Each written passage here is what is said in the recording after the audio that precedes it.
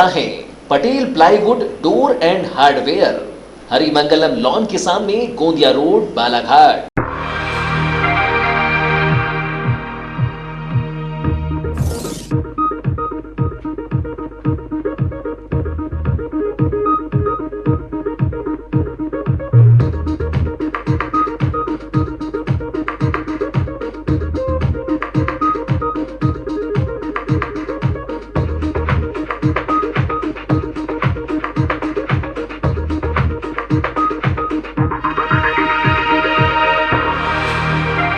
नमस्कार, BTV news के इस बुलेटिन में आपका स्वागत है। सबसे पहले आइए एक नजर डालते हैं आज की कुछ खास खबरों पर।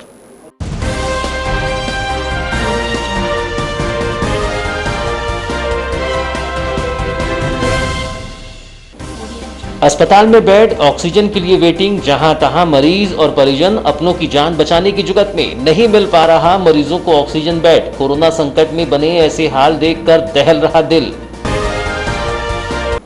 महावीर इंटरनेशनल ने विकसित किया वार्ड, आइसोलेशन वार्ड के तौर पर लगाए गए 100 बेड। पटवारी प्रशिक्षण केंद्र को बनाया गया कोविड सेंटर, कोरोना के मरीजों को मिलेगा प्राथमिक उपचार।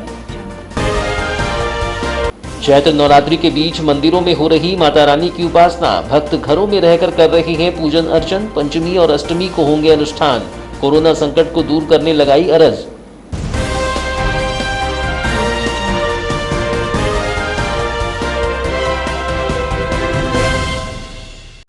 और अब समाचार विस्तार से। कोरोना के कहर के बीच स्वास्थ्य विभाग के दावे और तैयारियां अब धरी की धरी नजर आती हैं, जब मरीजों को बेड नहीं मिल पा रहा है और जमीन पर बिस्तर लगाकर मरीज जैसे तैसे जिंदगी और मौत से जंग लड़ रहे हैं। कोरोना संकट के बीच उखड़ती सांसों के बीच हमारी पड़ताल लगातार जारी है और हमने बीते कुछ दिनों से आईसीयू और ऑक्सीजन की हकीकत बताई। अब देखिए मरीजों का ऐसा हाल है कि जिंदगी की दुहाई मांगने के अलावा इनके पास और कोई रास्ता नहीं दिखाई पड़ता। यह वही बालाघाट जिला अस्पताल है जहां कोविड मरीजों को समुचित व्यवस्था होने का दावा बड़े जोर शोर से किया जाता था। अब तक भीतर की हकीकत कम ही सामने आती थी, लेकिन हमारे रिपोर्टर्स वहां पहुंचे जहां मरीजों की हालत दयनीय थी और देखा तो हमारे भी होश उड़ गए। यह तस्वीरें खस्ताहाल स्वास्थ्य सुविधाओं और दम तोड़ते तंत्र का जीवंत उदाहरण है कि कैसे मरीजों को बेड नहीं मिल पा रहा है और जहां जगह मिल रही है मरीजों के परिजन अपने सगे संबंधियों की जान बचाने की जुगत कर रहे हैं। मरीजों को देखिए, ऑक्सीजन की कमी तो पहले से ही थी। जब जैसे तैसे खरीद कर ऑक्सीजन सिलेंडर लाया गया तो बेड नहीं मिल पा रहा है और नतीजतन कोई कुर्सी पर तो कोई अस्पताल के कमरे में, जहां भी हो सकता है अपनी जान बचाने की कोशिश करता दिखाई पड़ता है।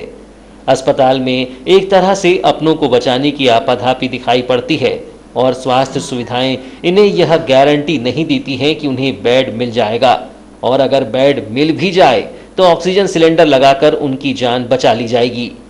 यह तस्वीरें विचलित करती हैं, लेकिन आज हमारे स्वास्थ्य तंत्र की हकीकत है कि कैसे कोई कोरोना का शिकार होकर तड़प तड़प कर मरने को मजबूर है।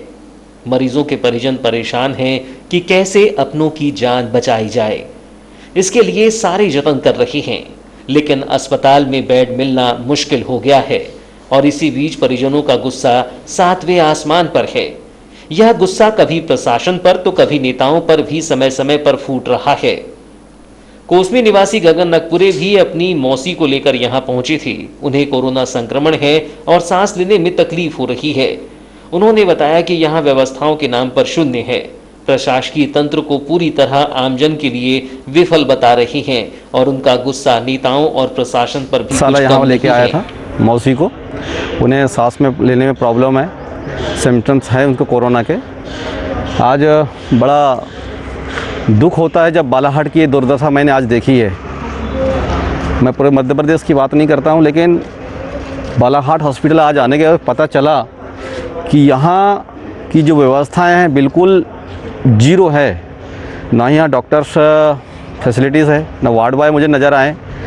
जो पेशेंट लेके आ रहा है वही गद्दे को खींच के लेके आ रहा है, अपने बेड लगा रहा है। और ना ऑक्सीजन की व्यवस्था है, ना ही बेड की है व्यवस्था है। हमारे जो जिम्मेदार लोग हैं बड़ी बड़ी बातें करते हैं कि हमने स्टेडियम में खुलवा दिया, हमने पटवारी कार्यालय में बड़े अपने भाषण दे रहे हैं। इनको शर्म आना चाहिए। कुछ नहीं हो रहा, प्रशासनिक व्यवस्था हवा और तमाशा हो रहा और जो शासन की व्यवस्था है बिल्कुल जीरो है। जब आपको मालूम था कि कोविड रिपीट आ रहा है, कोरोना रिपीट आने वाला है, तो आपको कम से कम साल 6 महीने पहले इसकी व्यवस्था कर लेनी चाहिए थी। आज आपने कहा, अभी मैंने कल का स्टेटमेंट देखा है कि हम कई प्रकार की चीज़ दे रहे हैं, आयुर्वेदिक कर रहे हैं। हम मेडिकल कॉलेज खोल दें, बिल्डिंग बनने से नहीं होगा, हमको डॉक्टर चाहिए। डॉक्टर के साथ हमें और भी फैसिलिटीज, मशीनें चाहिए, सिटी स्कैन की मशीनें चाहिए। लोग भटक रहे हैं यहाँ वहाँ। आज जिसके पास पैसे हैं थोड़ा बहुत कर सकता है, लेकिन जिसके पास पैसे भी हैं वो भी आज यहाँ पड़ा हुआ है। ये पैसे भी कुछ काम के नहीं बचे हैं। इसी तरह अस्पताल परिसर में लाल सिंह धुर्वे मिले, जिन्होंने बताया कि वह अपने भाई को लेकर आए हैं। उसकी हालत बेहद नाजुक है और उम्मीद थी कि अस्पताल में उसकी जान बच सकती है, लेकिन यहाँ की व्यवस्था को देखकर वे परेशान हो गए। ऑर्थोपेडिक वार्ड में है, डॉक्टर लोग राउंड पे कभी नहीं आते। मैडम 2 बार आती है, 2 बार एक बार इंजेक्शन लगा देती थी शाम सुबह बस, और 1-2 टेबलेट दी थी, बात कुछ नहीं।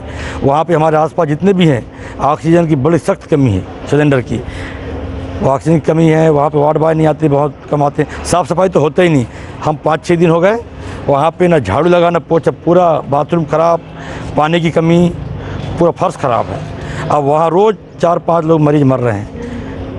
वहाँ पे बहुत इतनी गंदी स्थिति है कि दयनीय स्थिति कोई पूछो मत। तो डॉक्टर की व्यवस्था की जाए वहाँ पे।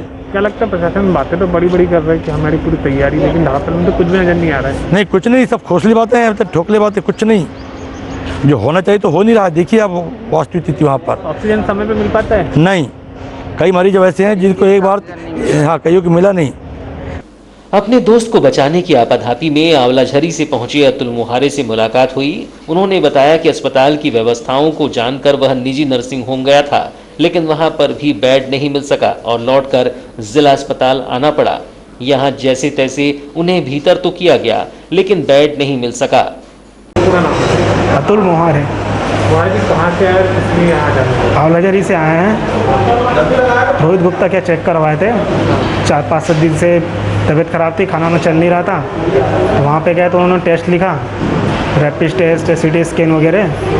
तो सिटी स्कैन को देख करके उन्होंने बोला कि इन्हें बड़े हॉस्पिटल ले जाइए, वहाँ पे एडमिट कर दीजिए। यहाँ पे आप कब से आए, कब से आपको व्यवस्था नहीं मिल पाई? यहाँ पे अभी 3 घंटा हो गया है। यहाँ पर एडमिट कराया तो सीधे नर्स बोल दी कि ना भैया बेड है ना ऑक्सीजन है, आपको जहाँ लग रहा है जैसा लग रहा है बैठ जाओ। अभी आपने खुद ही गद्दा ला के नीचे अपना सब सामान खुद ही घर से लाया।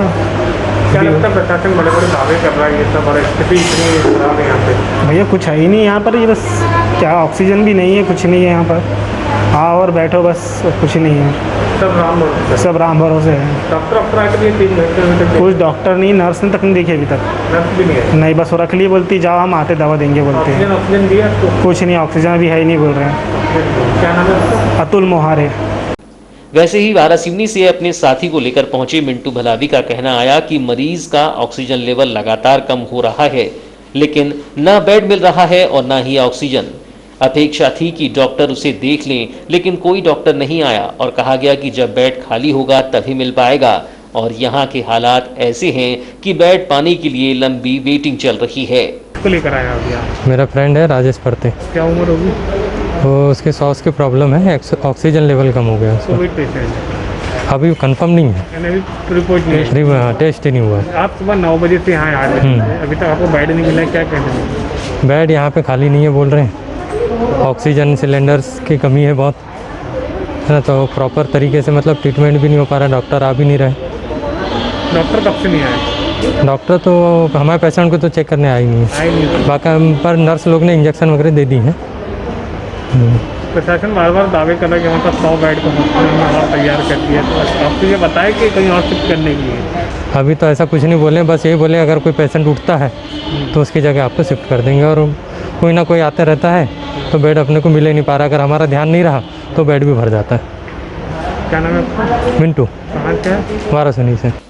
मरीजों के परिजनों की इस दशा को देखकर आप अंदाजा लगा सकते हैं कि यह महामारी एक विभीषिका बन गई है, जिसमें प्रतिदिन होती मौतों के बीच यहां भर्ती मरीजों में भी दहशत हो रही है। कोरोना की यह दूसरी लहर इतनी घातक होगी, इसका अंदाजा किसी को नहीं था। और जब कोरोना पूरी तरह हावी हो रहा है तो ऑक्सीजन सिलेंडर, इंजेक्शन, दवाएं और बेड, सभी स्वास्थ्य सुविधाओं की इतनी कमी है कि मरीजों को समय पर नहीं मिल पा रहा है। और कभी कभी तो इंतजार करते करते मरीज दम तोड़ रहा है। यह तस्वीरें बताने के लिए काफ़ी हैं कि हालात कुछ सही नहीं हैं। जो कोरोना की चपेट में नहीं आए हैं वे शुक्र अदा कर रहे हैं कि हम इसके शिकंजे में कभी ना आए, और जो आ गए हैं वो अपनी जान की दुहाई इस कदर मांग रहे हैं कि बेड मिल जाए और ऑक्सीजन मिल जाए तो किसी तरह अपने सगे संबंधियों को बचा लें।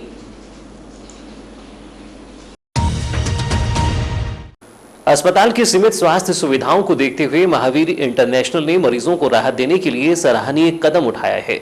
पटवारी प्रशिक्षण केंद्र में 100 बिस्तर का आइसोलेशन अस्पताल तैयार किया गया है, जहां कम लक्षण वाले कोरोना संक्रमितों को रखा जाएगा और उनकी देखरेख के साथ ही प्राथमिक उपचार मिल सकेगा।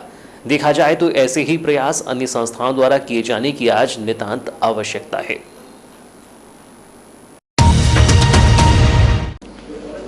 कोविड केयर सेंटर के रूप में विकसित किया गया यह पटवारी प्रशिक्षण केंद्र गायखोरी का भवन है, जहां महावीर इंटरनेशनल संस्था द्वारा कोरोना मरीजों के लिए समुचित प्रबंध करते हुए 100 बेड का एक अस्पताल तैयार किया गया है। हालांकि इस अस्पताल को कोविड आइसोलेशन के रूप में बनाया गया है, जहां ऐसे कोरोना संक्रमित रह सकेंगे जिनमें लक्षण कम है और उनकी यहां पूरी मदद की जाएगी। बताया गया कि ऑक्सीजन की कमी है, ऐसे में यहां भी ऑक्सीजन मुहैया कराया जाना संभव नहीं है। ऐसे में कुछ राहत देने के लिए 100 बेड लगाए गए हैं ताकि मरीज घबराएं ना और उन्हें समय पर प्राथमिक उपचार मिल सके। डॉक्टरों के साथ ही नर्स भी उपलब्ध रहेंगी जो मरीजों की देखरेख कर उन्हें सही सलाह एवं उपचार देंगी। फार्मासिस्ट प्रभाकर पांडे ने बताया कि महावीर इंटरनेशनल का यह प्रयास रहा है जिसमें आइसोलेशन बेड तैयार कर लिए गए हैं। उन्होंने कहा कि कोरोना के बढ़ते प्रभाव के बीच मरीजों को थोड़ी राहत देने के लिए यह कारगर साबित होगा।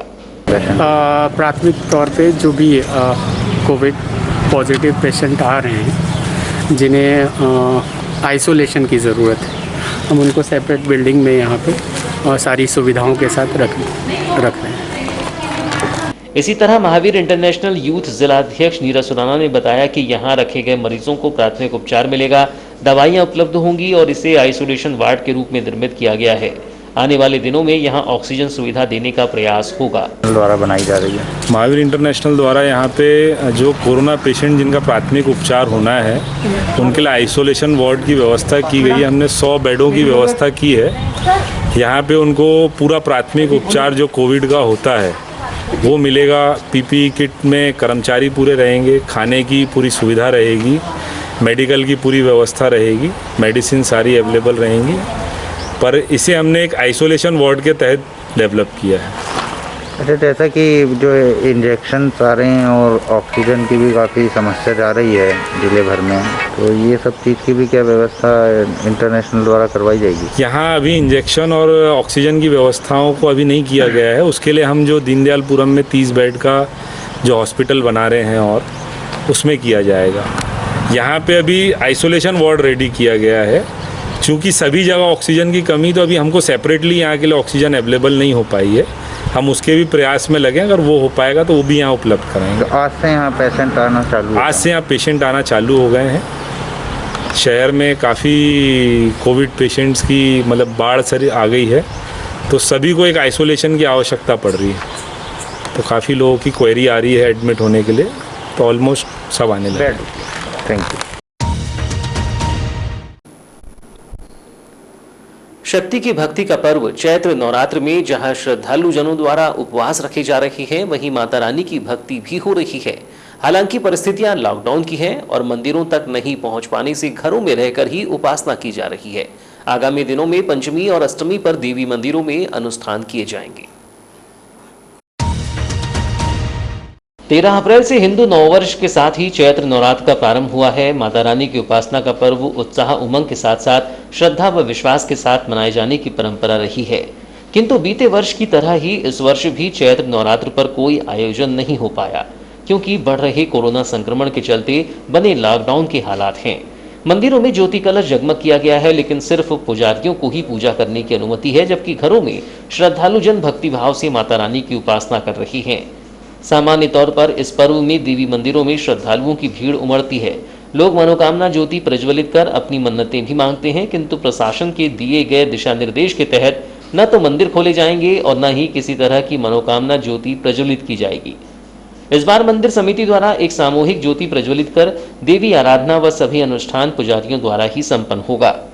सामान्यतः जिले के देवी मंदिरों में मुख्य रूप से मां कालीपाट, दुर्गा मंदिर, हनुमान चौक, दुर्गा मंदिर, महावीर चौक, सरेखा कोसमी, इतवारी बाजार, सिविल लाइन, त्रिपुर सुंदरी मंदिर, जयस्तंभ चौक, गंगा जमुना मंदिर कोसमी, शारदा दरबार बैहर रोड, मां वैष्णो देवी मंदिर कायदी, लंचकाई मंदिर लांजी, किरनाई मंदिर किरनापुर, सदवहनी मंदिर लालबर्रा, महामाया मंदिर बैहर, ज्वाला देवी मंदिर पायली जैसी प्रमुख देवी मंदिरों में इस बार भक्तों की अपार भीड़ नहीं दिखाई पड़ेगी। जबकि बीते वर्ष भी कोरोना संक्रमण की वजह से मंदिरों में पहुंचकर भक्त पूजन अर्चन नहीं कर पाए थे। अब की बार मंदिरों में कलश स्थापना सामूहिक रूप से किया गया है, जबकि इसी नवरात्रि में मनोकामना कलश वृहद रूप से जगमग होते रहे हैं। 9 दिनों तक चलने वाले इस पर्व में मंदिरों में माता रानी के जयकारे तो लगेंगे, लेकिन भक्त नहीं पहुंच पाएंगे। मंदिर के पुजारियों को ही सभी पूजन पाठ करने होंगे। बालाघाट जिले में लॉकडाउन अवधि में किसी भी प्रकार की धार्मिक एवं सामूहिक गतिविधियों की मनाही ही है। ऐसे में भक्तों की आस्था और भक्ति पर इसका गहरा प्रभाव है। नवरात्रि पर्व के दौरान अंचलों की मंदिर हो या शहर के सिद्धपीठ, दोनों ही स्थानों देवी मंदिरों में श्रद्धालुओं की खासी भीड़ उमड़ती रही है। लोग मनोकामना ज्योति प्रज्वलित कर अपनी मन्नतें भी मांगते हैं, किंतु इस वर्ष के हालात हैं कि श्रद्धालु अपनी मन्नतें व पूजा आराधना घरों में रहकर ही संपन्न कर रहे हैं और घरों में रहकर भी मां भवानी की भक्ति और उपासना में कोई कमी नहीं देखी जा रही है। नवरात्रि का शुभारंभ 13 अप्रैल से शुरू होकर 20 अप्रैल को महाअष्टमी तथा 21 अप्रैल को नवमी का पर्व मनाया जाना है, किंतु वर्तमान परिस्थिति में इन क्षणों को भक्तजन अपने घरों में रहकर देवी आराधना के साथ साथ महाअष्टमी के पर्व और नवमी का पर्व मनाएंगे। विदित हो कि चैत्र नवरात्र के साथ 9 संवत्सर 2078 भी प्रारंभ हो गया, जिसे लेकर उत्साह व उमंग इसलिए भी रहता है क्योंकि नए वर्ष में लोग नए उत्साह व नई उमंग के साथ साथ अपनी समृद्धि व विकास की बात को लेकर नए वर्ष से शुरुआत करना चाहते हैं, जिसके चलते लोगों में खासा उत्साह व उमंग देखने को मिलता है। लेकिन कोरोना संक्रमण की वजह से परिस्थितियां इन पर्व को घरों में ही मनाने की बनी हुई है और 9 संवत्सर में दिखाई देने वाली धार्मिक हलचल इस बार देखने को नहीं मिली। अब महानवमी के अवसर पर 21 अप्रैल को रामनवमी है, जिसे भी धर्ममय वातावरण में उत्साह और प्रभु श्री राम की भक्तिमय धुनों के बीच शोभा यात्रा निकालने की परंपरा रही है। लेकिन 22 अप्रैल तक जारी रहने वाले लॉकडाउन से यह आयोजन भी नहीं हो पाएगा। चाहे चैत्र नवरात्र में माता रानी की भक्ति उपासना हो या फिर 9 संवत्सर का उत्साह के साथ स्वागत हो या फिर श्री राम नवमी पर दिखाई देने वाली उमंग हो, सभी पर कोरोना महामारी का कुंचक्र है और ऐसे में भक्तिभाव के साथ भक्तजन घरों में ही रहकर भक्तिभाव के साथ नतमस्तक होकर जगत जननी और प्रभु श्री राम से अरज कर रहे हैं कि यह कोरोना संकट का संहार हो और फिर से वही दिन लौट आए जिसमें भक्तिमय माहौल के बीच लगने वाले जयकारों में भक्तों की उमंग द्विगुणित होती रही है।